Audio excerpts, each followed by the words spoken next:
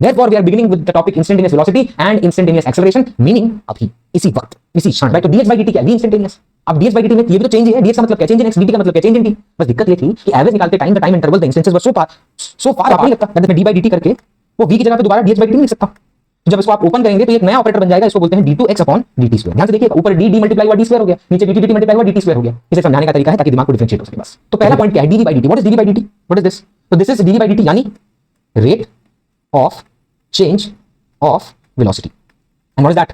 Tell me what is that? That is acceleration। वो होता है acceleration। तो ये a है, a यानी acceleration, ठीक है। अच्छा, उसके बाद वाला टर्म ये क्या है? What is this? इसका नाम क्या होगा? नाम छोड़ो, पहले है क्या? तो ये है magnitude of rate of change of velocity। magnitude of rate, लेकिन ये जो है ये बता रहा है मॉड्यूलस, यानी आप magnitude of acceleration के साथ डील कर रहे हैं, मॉड्यूलस ऑफ acceleration के साथ। ये हमने पढ़ा था। तो आप खुद सोचिए, ये v का मतलब व्हाट इज v? ये जो v है ये क्या है? ये तो वेलोसिटी है। और कौन सी? इंस्टेंटेनियस। तो उसके सामने दो डंडे लगा दिए, इसका मतलब क्या बन गया? स्पीड। तो व्हाट इज दिस? ये क्या है? तो इसको अगर डिफाइन करूं तो this is rate of change of speed. And rate of change of speed क्या देता है? सोचिए कुछ। Rate of change of speed is greater than 0, less than 0 या इक्वल टू 0। तो मैं एक चीज बिना किसी दिक्कत के कह सकता हूं, यहां पर स्पीड बढ़ेगी, यहां पर स्पीड घटेगी और यहां पर स्पीड 0 नहीं भाई, कांस्टेंट होगी। बस ये बता। पहले वाले केस में, फर्स्ट वाले केस में, the modulus of dv by dt is not equal to d by dt of modulus of v। ये क्या बोला मैंने? तो नेगेटिव एक्सेलरेशन वर्सेस रिटार्डेशन का क्या मतलब? आपको याद होगा थोड़ी देर पहले मैंने लिखा कि अगर मॉड्यूलस ऑफ वेलोसिटी यानी स्पीड अगर ये ग्रेटर देन 0 हो या लेस देन 0 हो या इक्वल टू 0 हो तो हम श्योरली कह सकते हैं स्पीड के साथ क्या? रिटार्डेशन का मीनिंग यही है, ऐसा एक्सेलरेशन जो स्पीड को कम करे, यानी स्पीड इज डिक्रीजिंग। उसी साइन कन्वेंशन के हिसाब से एक्सेलरेशन पॉजिटिव नेगेटिव होता है, उससे स्पीड पे कोई कमेंट नहीं कर सकते। लेकिन अगर साथ ही साथ ये सवाल आ जाए, if acceleration decreases does that mean speed will decrease? Acceleration क्या है? मान लीजिए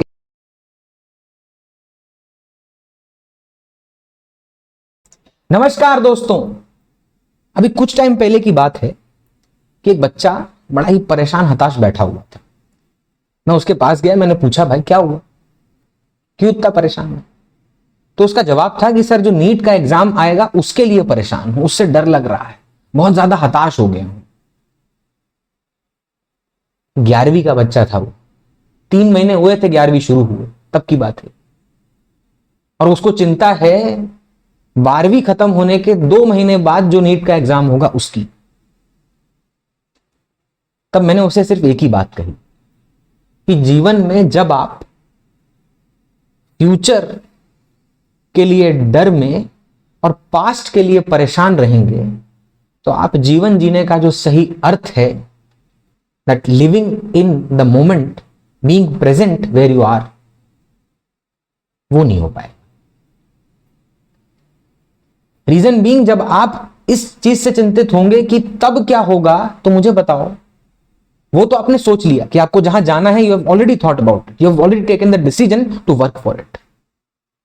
बट आप उसी के बारे में सोचते रहोगे तो आप मुझे बताओ, उससे तो पहले बहुत सारा टाइम नहीं है जहां पर आपको बहुत कुछ करना होगा, आप वो छोड़कर उसके लिए चिंतित हैं because you want that time to be wasted just so that कि आप थोड़ी देर उस माहौल में बने रहें। गलत है ये, this is the wrong way, because you have to be in the moment, you have to live in the moment just for a simple point कि जब आप उस तरीके से सोचते हैं तो आपके मन में डर अपने आप खत्म हो जाएगा। When you are in the moment, in the present, आप उसी पॉइंट पर हैं। बिकॉज वैसे भी आप जो भी करेंगे उसमें जब अच्छा होगा तब भी आपको अफेक्ट बहुत ज्यादा होगा, जब बुरा होगा तब भी बहुत ज्यादा अफेक्ट होगा, because you are not in the present, you are thinking about that कि अरे वाह ये बढ़िया हुआ अब अच्छा होगा, और खराब हुआ ये बेकार गया। यानी the most important thing in the life is to be present. Therefore, we are beginning with the topic instantaneous velocity and instantaneous acceleration, meaning अभी, इसी वक्त, इसी क्षण। That is what instantaneous is। जब हमने velocity पढ़ी, जब हमने speed पढ़ा, जब हमने acceleration पढ़ा, तो हमने कुछ चीजें देखी, वो मैं आपके सामने एक बार बात करना चाहता हूं। क्या? हमने एक टर्म देखा dx by dt, जिसको हमने नाम दिया v। फिर हमने देखा कि भैया dv by dt करते हैं तो उससे a मिलता है। ये हम देख चुके हैं। कहां देख चुके हैं? ये हमने इंस्टेंटेनियस वेलोसिटी और इंस्टेंटेनियस एक्सेलरेशन में देखा। तो ये कौन सा वेलोसिटी है? ये इंस्टेंटेनियस है। ये कौन सा एक्सेलरेशन है? तो ये इंस्टेंटेनियस। सिंपल सी बात है भाई। क्या ये सब चीजें हम कैलकुलस में नहीं पढ़ने वाले हैं? अरे बिल्कुल पढ़ने वाले हैं कैलकुलस में। तो अभी काहे पका रहे हो, अभी काहे बता रहे हो, क्या पर्पस है इसका? सिंपल सी बात है, अभी इसीलिए उठाया है ये। Reason being I want to differentiate between few terms and मेरा एक सिंपल सा पर्पस या लॉजिक होता है इसके पीछे का। वो क्या है मैं आपको बताता हूं।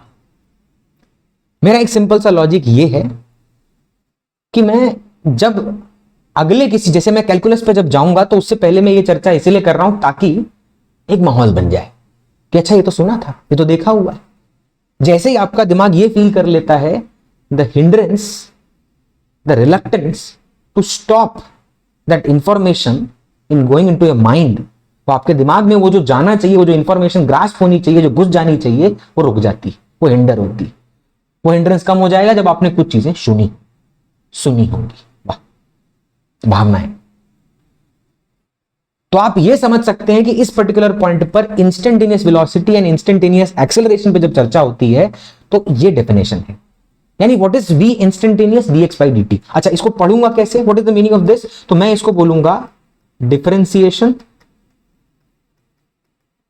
ऑफ, क्या बोला, differentiation of position with respect to time. Time के रिस्पेक्ट में जब आप पोजीशन को डिफरेंशिएट करते हैं तो यू गेट वेलोसिटी। अच्छा, अब किसी के मन में सवाल आएगा, सर ये dx by dt अबे पढ़ चुके हैं, देख इससे पहले का लेक्चर।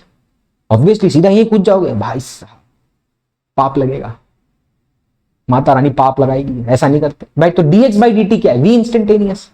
अब dx by dt में ये भी तो चेंज ही है। dx का मतलब क्या है? Change in x। dt का मतलब क्या है? Change in t।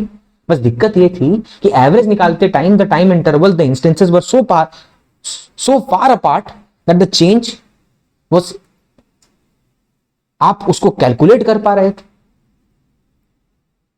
लेकिन अगर वही इंटरवल इंस्टेंस इतना छोटा हो जाए, जैसे मैंने थप्पड़ का एग्जांपल दिया था, किसी के कान पे रखा तो हाथ रख के थोड़ी देर वहीं सहलाओगे, थोड़ी रख के हटा लोगे ना भाई। किसी बच्चे ने फुटबॉल को किक किया तो उसके पैर और फुटबॉल के बीच में कितनी देर तक कॉन्टैक्ट था? क्या वो टाइम मेजर करने बैठते हो? नहीं, you go by a different process to find the instantaneous. तो इसी को अपने ये भी तो कह रहे थे भाई, rate of change of position with respect to time, ये तो कह रहे थे। तो यानी कहने का मतलब क्या है कि अगर शुरुआत में मुझे x as a function of t दिया है, यानी एक मशीनरी है जो x और t को कोरिलेट करती है फंक्शन के फॉर्म में, क्यूबिक, पॉलिनोमियल, लॉगरिथमिक, एक्सपोनेंशियल, कुछ भी हो सकता है, बहुत सारे फंक्शन है। एग्जाम्पल के तौर पर 2t, t², t³ + 3, कुछ भी हो सकता है ना भाई फंक्शन। कैलकुलस में जाएंगे तब धड़ल्ले से शुरू होगा, इसमें चिंता मत कर, वही वाली बात है, छोटा सा, ठीक है। तो if x is a function of t and you differentiate it for once with respect to time, you get the velocity, and which is that velocity? Instantaneous velocity. Same way में अगर आप उस वेलोसिटी को दोबारा differentiate कर देते हैं तो you get the acceleration which is the instantaneous acceleration, obviously. और इसको हम कैसे पढ़ेंगे? तो will be calling it as differentiation of velocity with respect to time, या इसको फर्स्ट डेरिवेटिव ऑफ वेलोसिटी भी कह सकते हैं विथ रिस्पेक्ट टू टाइम। अच्छा, इसको एक और तरीके से लिख सकते हैं। सोच, अपन ने ऊपर v को लिखा dx by dt, तो मैं यहां इसको ऐसा लिख सकता हूं d by dt of v। कोई दिक्कत इसमें? अरे ऊपर वाला ही है बे। नीचे अगर मैं ins नहीं लिख रहा हूं तो चिंता मत करिए, अपना ही है विक्रांत, ये वाला, फिर ठीक है वापस। तो यहां d by dt of v लिख रहा हूं, तो वेलोसिटी का मतलब ही कौन सा? इंस्टेंटेनियस। और यहां जब इसको डिफरेंशिएट करेंगे तो आपको नहीं लगता मैं d by dt करके वो v की जगह पे दोबारा dx by dt नहीं लिख सकता? तो जब इसको आप ओपन करेंगे तो ये एक नया ऑपरेटर बन जाएगा, इसको बोलते हैं d2x अपॉन dt²। ध्यान से देखिएगा, ऊपर d मल्टीप्लाई हुआ d² हो गया, नीचे dt मल्टीप्लाई हुआ dt² हो गया। ये सिर्फ समझाने का तरीका है ताकि दिमाग को डिफरेंशिएट हो सके, बस। Technically this is not the way. तो ये क्या है? What is this? तो इसको बोलेंगे डबल डिफरेंशियल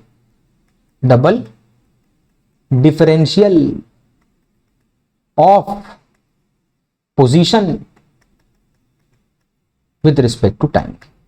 अब आपके मन में फिर से सवाल अगर उत्पन्न हो रहे हैं कि सर ये कैलकुलस शुरू हो चुका है, तो मैं फिर से कह रहा हूं नहीं, अभी भी टॉपिक चल रहा है इंपॉर्टेंट पैरामीटर्स। कैलकुलस शुरू होगा तो बढ़िया से बताया जाएगा।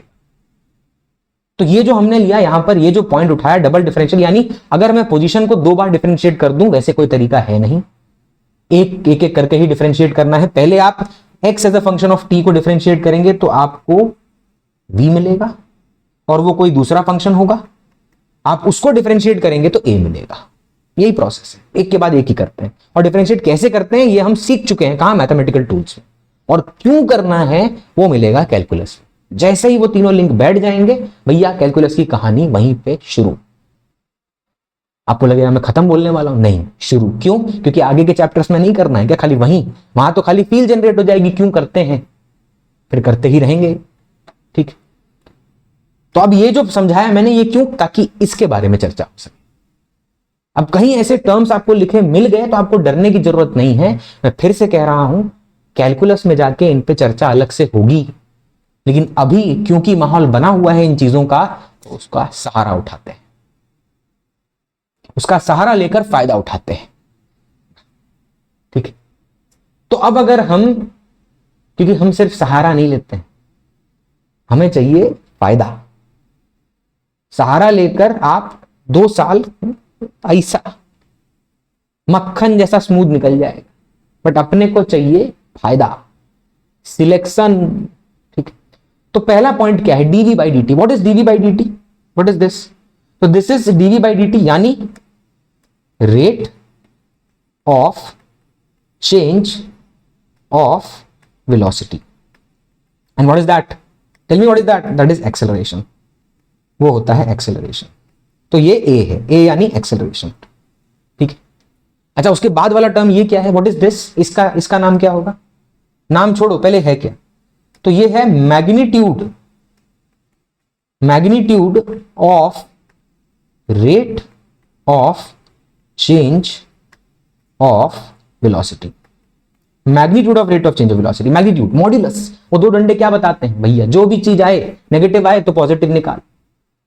2 डंडे का मतलब यही है, बाढ़ रोकने के लिए बैरियर नहीं बनाए हैं, रुक भी नहीं रही वैसे भी आजकल।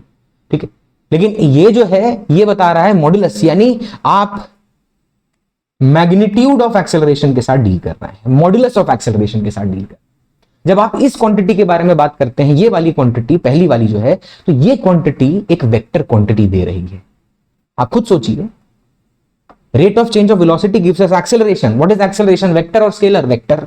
तो भैया अगर ये वेक्टर है तो वेक्टर तो विद डायरेक्शन होगा, तो पॉजिटिव भी हो सकता है, नेगेटिव भी हो सकता है, कुछ भी हो सकता है, वहां पर डायरेक्शन भी कंसिडर करना है। और ये डिस्कशन और प्रोमिनेंट तब बन जाएगा जब मोशन इन अ प्लेन आवेगा, बड़ा मजा आवेगा भाई। Uniform circular motion, non uniform circular motion, बहुत मजा आता है। ये टर्म्स में और चर्चा होती है, दिल खुश हो जाता है। एटलीस्ट मेरा, आपका हो, इसकी पूरी कोशिश रहेगी, बट उसके लिए साथ देना पड़ेगा और हर लेक्चर सीक्वेंस में देखना पड़ेगा। तो यहां पर ये जो दे रहा है मैग्नीट्यूड, सेकंड क्वांटिटी है वो magnitude of acceleration, modulus of acceleration, यानी magnitude of rate of change of velocity. अच्छा, अब इसके बाद सरकार ये बताइए जे का है।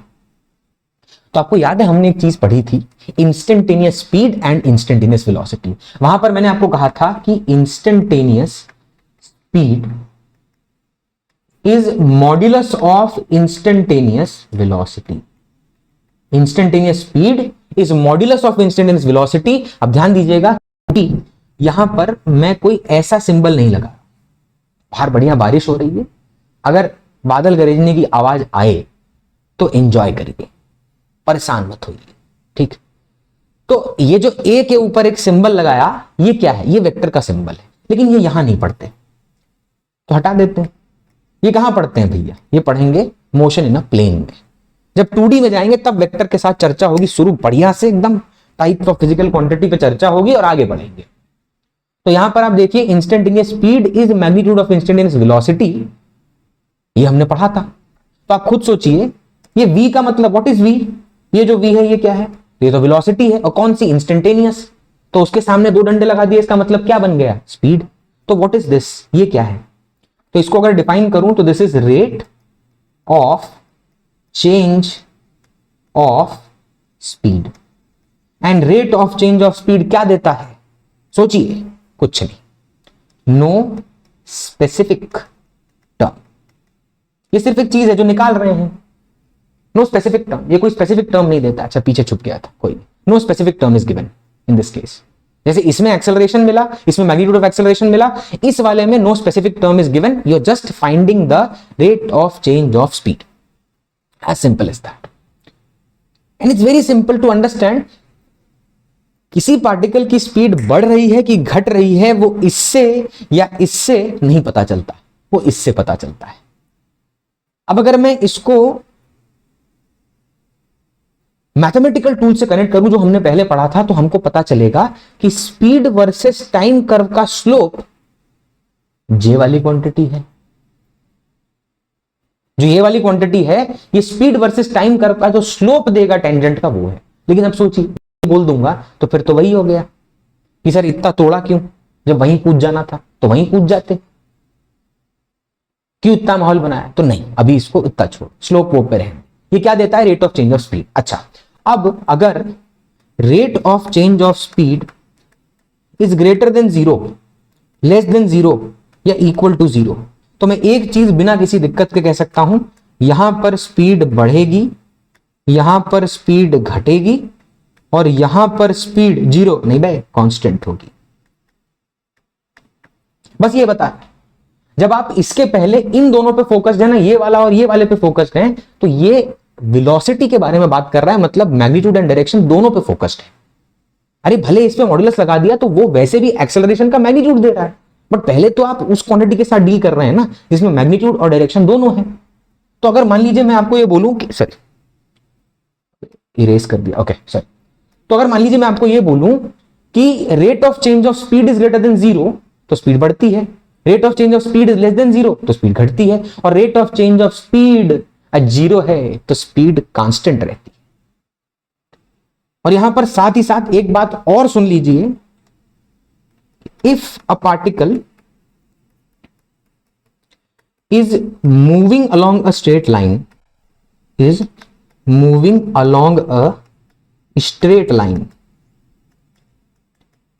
ठीक है। देखिए एक बात है जो मेरे मन में पता नहीं क्यों बार बार ऐसा मेरा मन खुद ही कह रहा है कि ये बोल, इसलिए मैं लिखते लिखते वापस आया। आप जब ये क्वांटिटी निकाल रहे हैं, ठीक है, तो इसके ज्यादा आप इसके मैथमेटिकल मीनिंग पे बहुत ज्यादा मत जाइए। सिंपल समझिए, delta is for change, D is for also change, दोनों है तो चेंज के लिए। तो जब आप स्पीड का चेंज निकालेंगे तो चेंज का मतलब क्या है? Final minus initial. Though the change is small, therefore it is represented by small d. अरे डेल्टा मतलब चेंज, वो भी चेंज, ये भी चेंज, लेकिन वहां चेंज बड़ा, यहां चेंज छोटा। जब इंटरवल इंस्टेंस इतने इंटरवल एकदम 0 के पास पहुंच जाए या इंस्टेंसेस एक दूसरे के बहुत करीब आ जाएं, then the quantity becomes instantaneous. पहले ये था, फिर ये।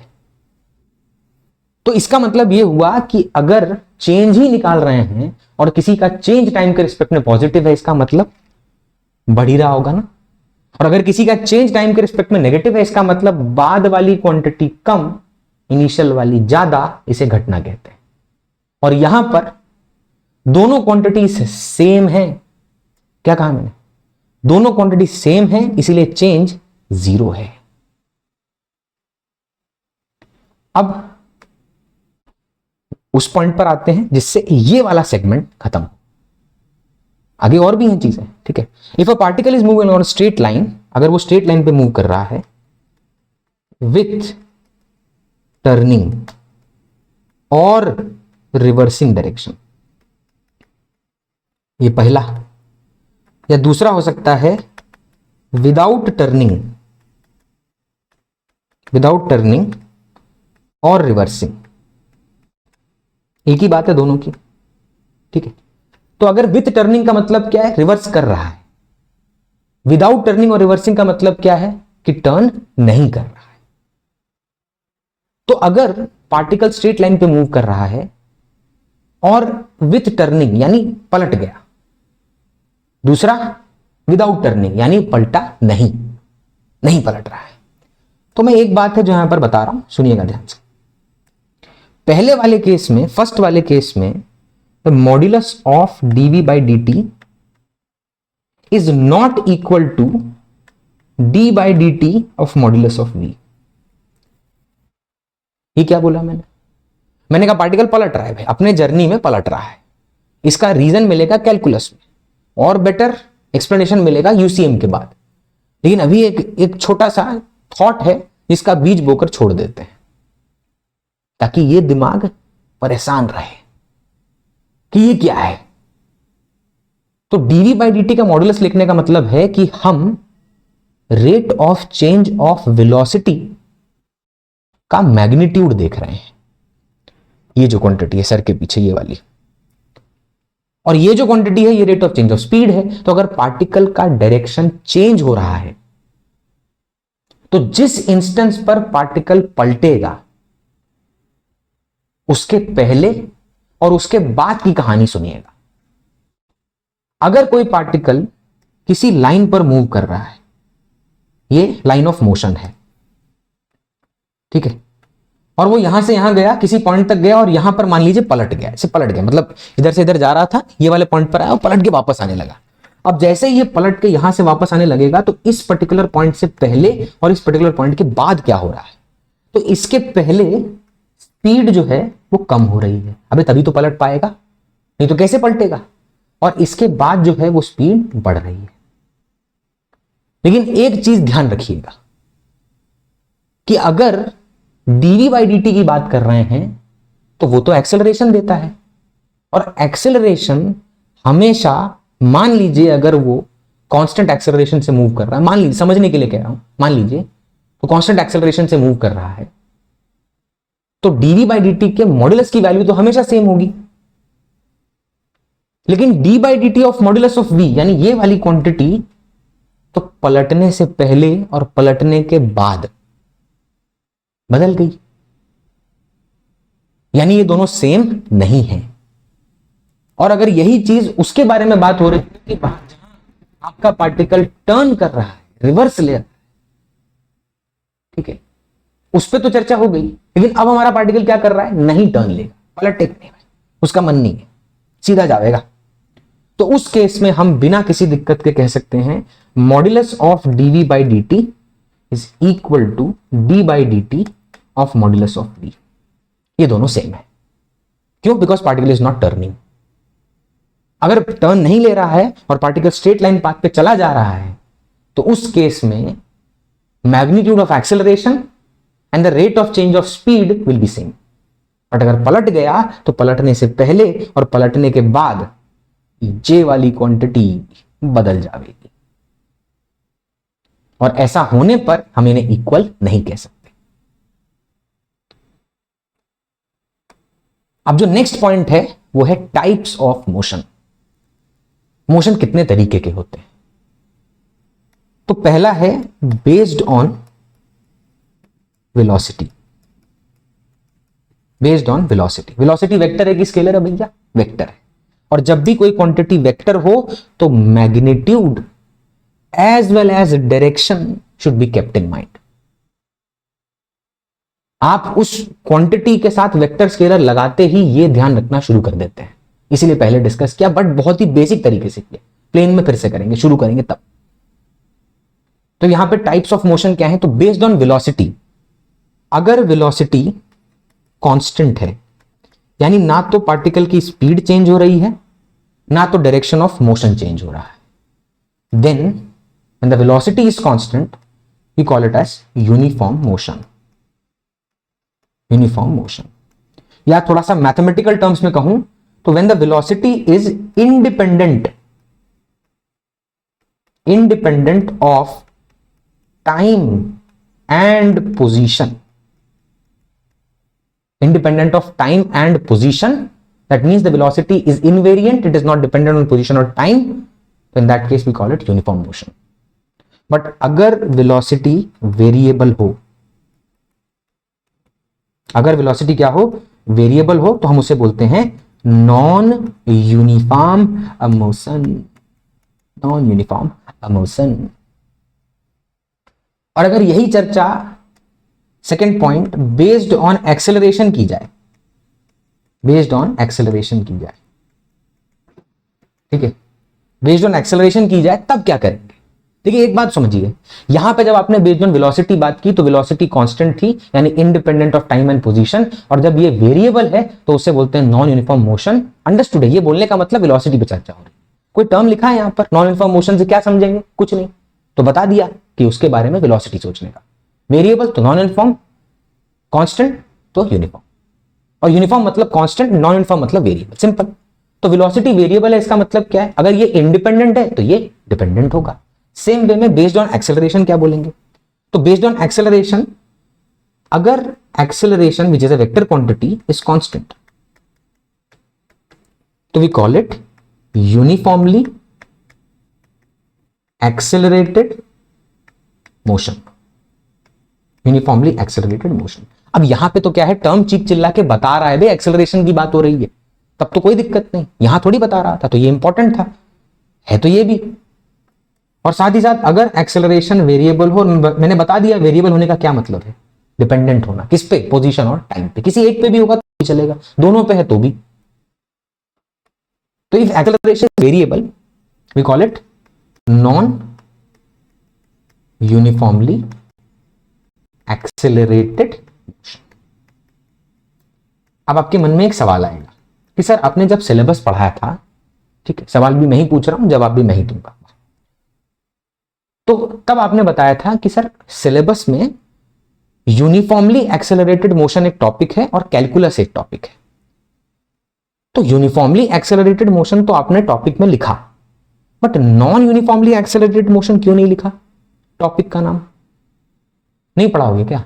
छोड़ रहे हो, छुपा रहे हो? नहीं, calculus is that thing. Calculus का मीनिंग यही है, जब आपका एक्सेलरेशन टाइम डिपेंडेंट हो या पोजीशन डिपेंडेंट हो, यू नीड कैलकुलस, और वही पढ़ेंगे कैलकुलस में, यही पर्पस है इसका। इतनी सी बात बतानी थी, ठीक है।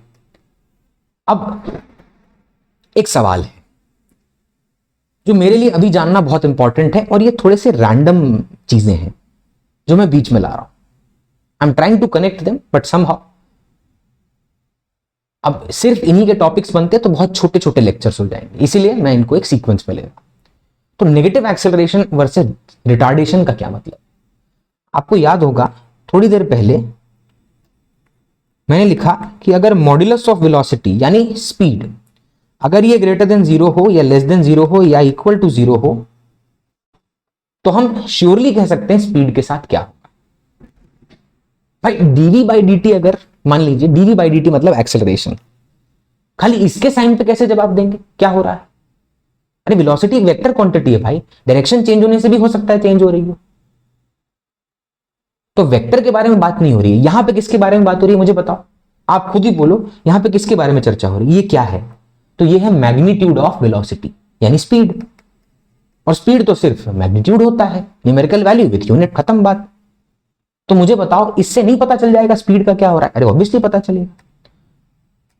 तो इससे स्पीड बढ़ रही है, इससे स्पीड घट रही है, बात हो गई, और इससे स्पीड अब कांस्टेंट है। तो मुझे बताइए यहां पर रिटार्डेशन हो रहा है या नेगेटिव एक्सेलरेशन? अगर मैं आपसे ये पूछूं, और किस केस के लिए पूछूं वो सुनना, ये वाला केस, मुझे बताइए ये क्या है? क्या ये नेगेटिव एक्सेलरेशन है या रिटार्डेशन है? सोचिएगा इसको और फिर सोच कर जवाब दीजिए, मतलब पॉज कर लीजिए ऑब्वियसली, कि ये नेगेटिव एक्सेलरेशन है या रिटार्डेशन है। तो मैं सिंपल सा पॉइंट कहूंगा, when the acceleration is acting on the body moving along a straight line and the speed is decreasing, क्या बोला मैंने? If the particle is moving along a straight line and the speed is decreasing, that particular acceleration is called as retardation. Retardation का meaning यही है, ऐसा acceleration जो speed को कम करे, and the speed is decreasing, उसी एक्सेलरेशन को बोल दो रिटार्डेशन, खत्म। यानी अगर मान लो मैं इधर जा रहा हूं तो मुझे रस्सी बांध के कोई पीछे खींचेगा ताकि मेरी स्पीड बढ़ ना पाए, कम हो, इसको रिटार्डेशन कहूंगा। और अगर मान लीजिए मैं इधर जा रहा हूं तो एक्सेलरेशन इधर की तरफ एक्ट करेगा और मेरी स्पीड फिर से कम करेगा, यानी इसको मैं रिटार्डेशन कहूंगा। So what is negative acceleration? Sir negative acceleration भी तो स्पीड कम करता है। अबे बिल्कुल नहीं, negative acceleration is just based on sign convention. याद है वो नल्ला ऑब्जर्वर, वही सब कुछ जज करता है। वो बताता है भाई frame of reference, point of reference खुद खड़ा है t इक्वल टू 0 घड़ी लेकर, पॉजिटिव नेगेटिव। उसने इसको पॉजिटिव कहा, एक्सेलरेशन यहां एक्ट कर रहा है तो नेगेटिव हुआ। उसने इसको पॉजिटिव कहा, एक्सेलरेशन यहां एक्ट कर रहा है तो एक्सेलरेशन नेगेटिव हुआ। इससे क्या पता चला? इससे पता चलेगा स्पीड बढ़ रही है कि घट रही है? बिल्कुल नहीं। तो स्पीड का बढ़ना या घटना सिंपल सा फैक्ट है। अगर मोशन के अगेंस्ट एक्सेलरेशन है तो स्पीड कम होगी, और अगर मोशन जिधर हो रहा है एक्सेलरेशन भी वही है, उसी डायरेक्शन में है, then the speed will be increasing. And if the quantity is not there, obviously speed will remain constant. तो नेगेटिव एक्सेलरेशन का स्पीड के बढ़ने घटने से कोई लेना देना नहीं, जब तक आपको यह ना बता दिया जाए कि साइन कन्वेंशन क्या है और वेलोसिटी का डायरेक्शन क्या है। हाँ, रिटार्डेशन बोलते ही मैं श्योर हूं कि स्पीड विल बी डिक्रीजिंग। समझे इस बात को? So take it as a question and keep it with yourself, because हम दो टॉपिक पढ़ेंगे, एक मोशन अंडर ग्रेविटी एंड एक यूनिफॉर्मली एक्सेलरेटेड मोशन। तब ये बात बहुत ही प्रोमिनेंट तरीके से यहां मैं आपके घुसा दूंगा, बट उसके लिए आपको साथ आना पड़ेगा, नॉट लिटरली, साइकोलॉजिकली। अब इस बात को ध्यान में रखते हुए let's move down to the next point, a random point to think. दो ही हैं, लेते हैं। If acceleration decreases, if acceleration decreases, does that mean the speed will decrease? भैया, हमने तो अभी थोड़ी देर पहले ये कहा कि नेगेटिव एक्सेलरेशन होने पे भी हम स्पीड पे कमिट नहीं कर सकते जब तक कोई रिटार्डेशन ना बोल दे। मतलब रुको, मैं उसको थोड़ा फिगर बना के समझा देता हूं, ठीक है? जल्दी क्या है, भेजे में घुस जाएगा। यहां एक ऑब्जेक्ट है, वो इधर की तरफ मूव कर रहा है और उस पे लगने वाला एक्सेलरेशन भी इधर की तरफ मूव कर रहा है, ठीक है? फिर अगले केस में एक और केस लिया, और मान लीजिए यहां पर फिर से हमारे पास एक ऑब्जेक्ट है, ये रहा। ये जो ऑब्जेक्ट है वो इधर की तरफ मूव कर रहा है, बट इधर की तरफ एक्सेलरेशन है, ये v, ये a, ये v, ये a। तो आप मुझे बताइए यहां पर क्या होगा, फर्स्ट वाले केस में क्या होगा? तो यहां पर जो स्पीड है वो बढ़ेगी। अरे ये एक्सेलरेशन की वैल्यू है जिसको एक सेंस में दे रखा है। अभी चिंता मत करिएगा, हमने साइन कन्वेंशन, हमने यूनिफॉर्मली एक्सेलरेटेड मोशन, ये सब अभी शुरू नहीं किया है। ये जस्ट एक ग्लिम्प्स है समझ का, उस बीज को बो देते हैं, बाद में बढ़ाएंगे पानी वानी खाद देके उस टॉपिक में। तो यहां पर आप देखेंगे acceleration velocity is in the same direction, that means speed will be increasing, and if they are anti parallel या opposite, the speed will be decreasing. इसमें कोई शक नहीं होना चाहिए। इसमें कहीं नेगेटिव एक्सेलरेशन कोई रोल है? नहीं। मैं कहूंगा ये एक्सेलरेशन, ये रिटार्डेशन। हाँ, साइन कन्वेंशन के हिसाब से एक्सेलरेशन पॉजिटिव नेगेटिव होता है, उससे स्पीड पे कोई कमेंट नहीं कर सकते। लेकिन अगर साथ ही साथ ये सवाल आ जाए कि if acceleration decreases does that mean speed will decrease? Acceleration क्या है? मान लीजिए एक एग्जांपल लेता हूं, ठीक है? एक्सेलरेशन है 5 मीटर पर सेकेंड स्क्वायर, ठीक है?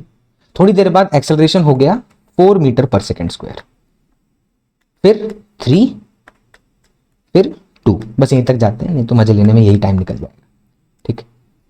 तो अब मुझे बताइए, अगर ये एक्सेलरेशन पॉजिटिव है एंड और जो ऑब्जेक्ट है, ठीक है, वो जिस डायरेक्शन में मूव कर रहा है उस डायरेक्शन में एक्सेलरेशन भी है, यानी एक सिनारियो को यहां पर डिफाइन कर देते हैं इस क्वेश्चन को आंसर करते हुए। क्या होगा? क्या उससे जनरल आंसर दे देंगे आप क्वेश्चन का? नहीं, इट्स जस्ट अ सिचुएशन। मैंने जब यहां लिखा random point to think, this is not a assertion reason question, this is not a true false statement. ये ओपन एंडेड कोई सवाल है, इसके कई वर्जन हो सकते हैं, कई मीनिंग्स हो सकते हैं। एक मीनिंग मैं डिफाइन कर और उसके बेसिस पे हम डिस्कशन कर रहे हैं। तो ये ओपन एंडेड सिचुएशन नहीं है जहां पर आपको जो मन करे आप सोच लेंगे। जिंदगी थोड़ी है, सवाल है, हम बताएंगे। अरे ऑब्जर्वर बताएगा ना यार, सेट ऑफ फ्रेम जो डेटा आपको दिया गया है वो बताएगा, थोड़ी आपका मन है कि नहीं ये पसंद नहीं कुछ और ला कपड़े हैं क्या, ठीक? तो ये अब यहां पर एक ऑब्जेक्ट है, ये रहा ऑब्जेक्ट, ठीक है? ये ऑब्जेक्ट है, इस ऑब्जेक्ट का मोशन इधर की तरफ है, यानी वेलोसिटी इधर की तरफ है, और एक्सेलरेशन भी इधर की तरफ है। सिंपल, जैसे स्कूटी की बात कर ले, स्कूटी उसको लेके सोच, ज्यादा प्रैक्टिकल हो पाएगा। ठीक है, अब स्कूटी में आप जब जा रहे हैं तो थोड़ा आपने पहले वो जो एक्सेलरेटर था ज्यादा घुमा रखा था, तो 5 मीटर पर सेकेंड स्क्वायर से जो स्पीड है वो चेंज हो रही थी, और क्योंकि दोनों सेम डायरेक्शन में है तो स्पीड बढ़ रही थी, इसमें कोई शक नहीं होना चाहिए, स्पीड बढ़ रही थी। अच्छा, इसमें भी कोई दिक्कत नहीं। तो पहले 1 सेकंड में कितनी बढ़ा दी? 5। यही मतलब था, आपको याद होगा, 5 मीटर पर सेकंड, यानी हर 1 सेकंड, भाई इसको आप लिखेंगे तो ऐसे लिखेंगे, तो हर 1 सेकंड में कितना वेलोसिटी बढ़ेगा? 5 मीटर पर सेकंड। सिंपल, वही एक्सेलरेशन। तो 1 सेकंड में 5 बढ़ गया, कोई दिक्कत नहीं, स्पीड बढ़ी। थोड़ी देर बाद एक्सेलरेशन 4 हो गया, आपने वो जो एकदम घुमा रखा था तोड़ देते एकदम, उसके आगे थोड़ा सा छोड़ा, लेकिन अभी भी पूरा नहीं छोड़ दिया, थोड़ा छोड़ा, तो एक्सेलरेशन 4 हो गया। तो 1 सेकंड में वेलोसिटी, या सिंपल इस केस में स्पीड कितनी बढ़ेगी? 4। बढ़ेगी कि घटेगी? बढ़ेगी। तो पहले 5 से बढ़ी, बाद में 4 से बढ़ी, बाद में 3 से बढ़ी, बाद में 2 से बढ़ी, तो बढ़ी तो पक्का।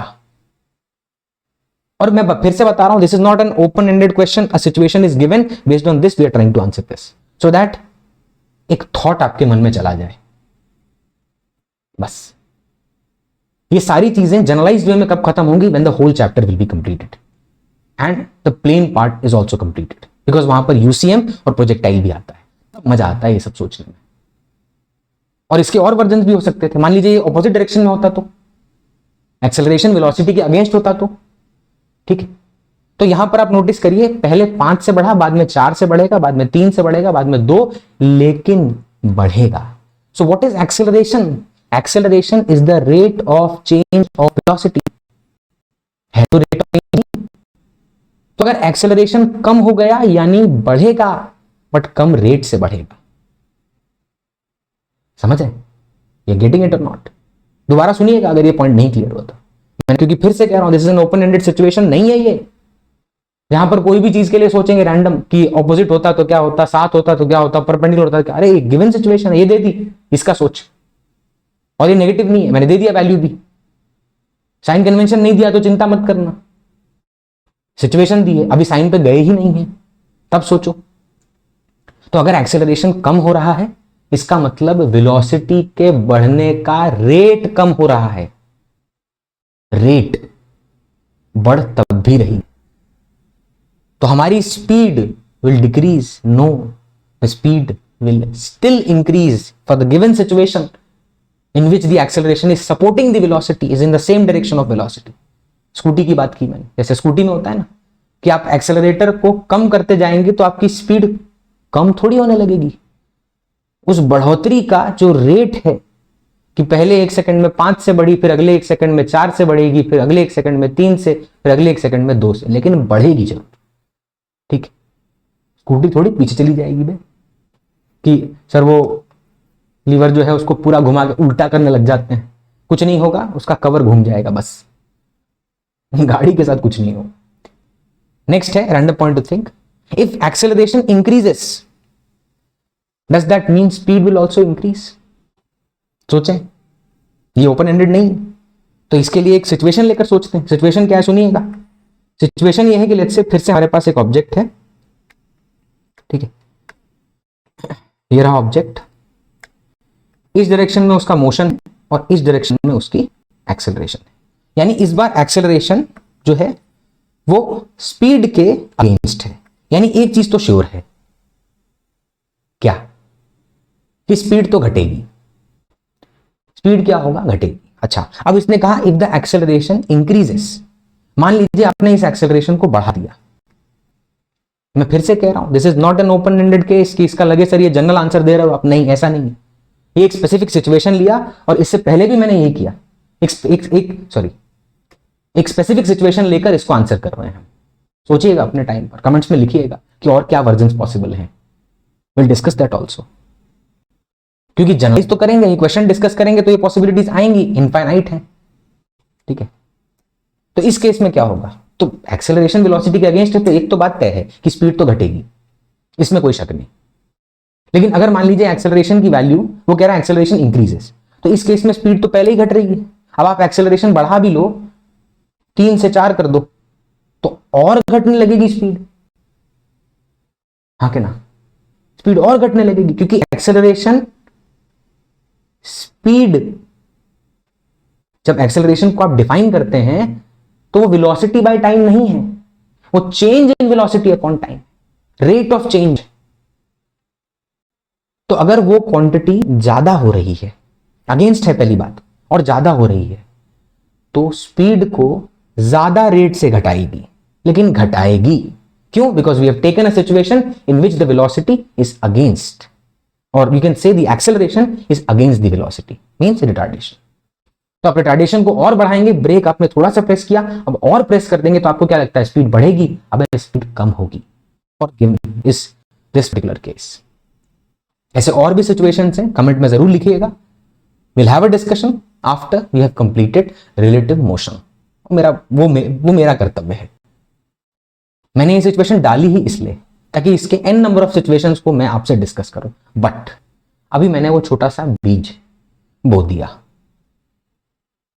अब आपकी क्यूरियोसिटी आपको मजबूर करेगी ऐसी चीजें दिमाग में रखने के लिए, और आपका फोकस क्वेश्चन मिलते ही इस तरह के थॉट्स पर होगा कि एक्सेलरेशन मतलब rate of change of velocity, उसके बढ़ने घटने पे मत फोकस कर, पहले ये फोकस कर कि वो बढ़ा रहा है कि घटा रहा है, फिर ये सोच वो बढ़ रहा है कि कम। इसी बात पर एक फाइनल पॉइंट, आप प्रिपरेशन करते वक्त जब आप ड्रॉप लेते हैं तो एक सबसे बड़ी परेशानी है जो हमें फेस करनी पड़ती है, इस कंपैरिजन। आप ही के दोस्त, आप ही के फ्रेंड्स जिनसे आपका कन्वर्सेशन होगा, वो शायद आगे की प्रोसेस में इन्वॉल्व होंगे, लाइफ जी रहे होंगे, फोटोज पोस्ट कर रहे होंगे, आपको बता रहे होंगे।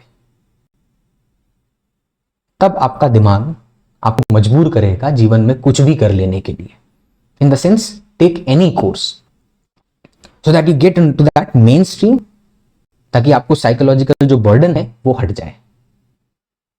But let me tell you one thing, वो रिग्रेट कोशिश ना करने का बहुत भारी होगा, with respect to what you may be feeling at this moment. So at the end, I would like to say that whatever you have started, take it to the end.